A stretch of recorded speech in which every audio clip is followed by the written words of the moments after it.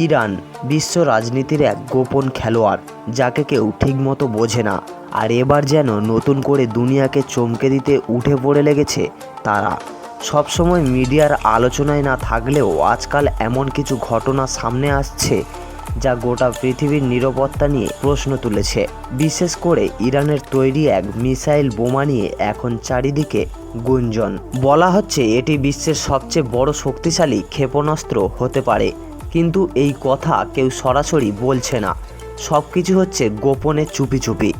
এমনকি যেসব দেশ পৃথিবীর নিরাপত্তা রক্ষার সর্বদা নজরে রাখে, তারাও যেন এ ব্যাপারে চুপচাপ। এই বোমার নাম কি, কতদূর পর্যন্ত যেতে পারে, আর কত বড় ধ্বংস করতে পারে, এসবের পুরো তথ্য এখনও প্রকাশ পায়নি। কিন্তু যেসব গোপন ভিডিও ফাঁস হয়েছে তাতে দেখা গেছে একটি গোপন কারখানায় বিশাল একটি মিসাইল তৈরি করা হচ্ছে। বোমার দৈর্ঘ্য এবং গঠন দেখে বোঝা যায় এটি সাধারণ কোনো ক্ষেপণাস্ত্র নয়। এর ওজন, ইঞ্জিন ক্ষমতা, জ্বালানির ধরন সব কিছু এমনভাবে তৈরি করা যে এটি একবার আকাশে উঠলে কয়েক হাজার কিলোমিটার দূরের যে কোনো দেশে গিয়ে আঘাত করতে পারবে।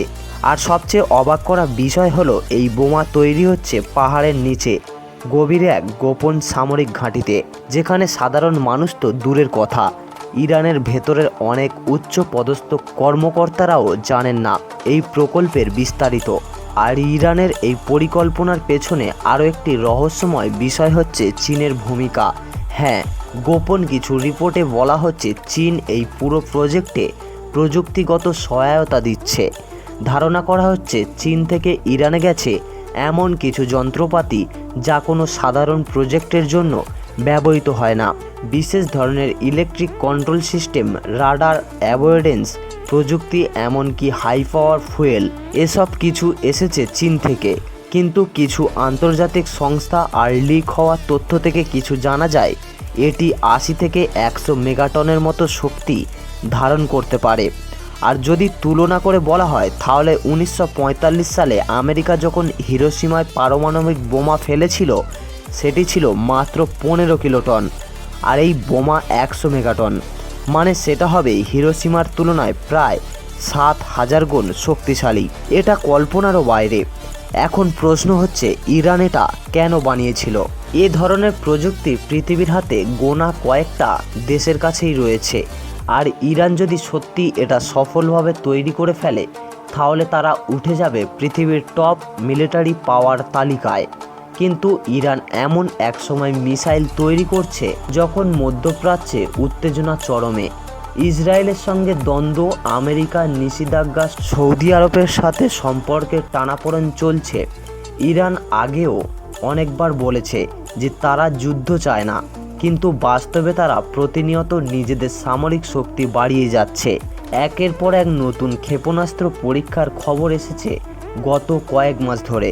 এই মুহূর্তে ইরান কিছুই স্বীকার করছে না।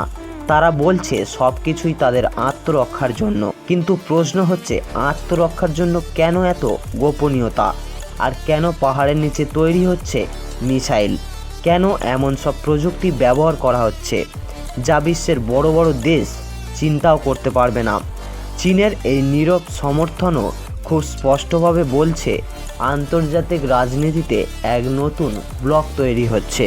পশ্চিমারা যতই চুপ থাকুক, পূর্বাঞ্চলের দেশগুলোতে নিজেদের মধ্যে একে অপরের প্রতি আস্থা রেখে এগোচ্ছে। চীনের মতো শক্তিশালী রাষ্ট্র যদি ইরানকে এমন প্রযুক্তি সরবরাহ করে, তাহলে সেটা শুধু সাহায্য নয়, বরং এক ধরনের রাজনৈতিক বার্তাও।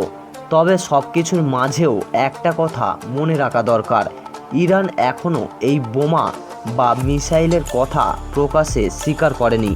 হয়তো আরও ভিডিও ফাঁস হবে, হয়তো কেউ মুখ খুলবে, আবার হয়তো হঠাৎ করেই আমরা জানব।